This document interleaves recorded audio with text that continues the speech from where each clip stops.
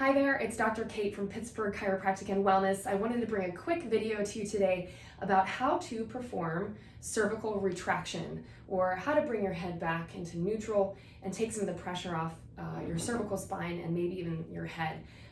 One of the major concerns and/or symptoms we see here in our office is neck pain, headaches, even jaw pain, TMJ, shoulder pain, and a lot of that comes from some of the poor posture that we have developed over the years, especially being in front of more electronic devices, our computers, and of course texting, and or any of that work that makes our head look down and have that forward head carriage.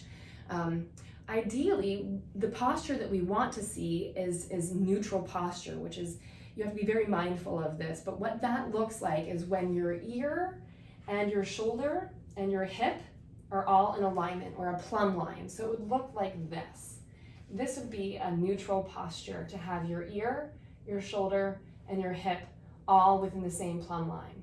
And oftentimes we don't see that. What we see rather is we see this as a neutral position, or even this as a neutral position, or even worse. And so what happens is, for the many hours that we spend either on the computer or texting, or even if it's our profession, our job, we see people who are painters, who are hairdressers, dentists. So what happens is, we as humans do work in front of our body. As humans, we very rarely ever do work behind our body. And so what happens is, the work that we do in front of us makes for this forward head carriage, forward rolled shoulders, and it makes the musculature in our neck and our chest very tight, and it leaves the muscles in our neck, the back of our neck and our upper shoulders, our upper back very tight. So what we want to do is we want to work on bringing our posture back into a neutral position. And one of the wonderful exercises we do here in the office, and something you can do at home, is called cervical retraction. And so it's more of a cervical translation, if you will. So what that looks like is, I call it the crazy chicken or the silly chicken, but this is an accentuation. But when you go out with your chin straight, and then you bring your chin back, and it forms a double chin. And you're just going straight out and coming straight back, and out and back.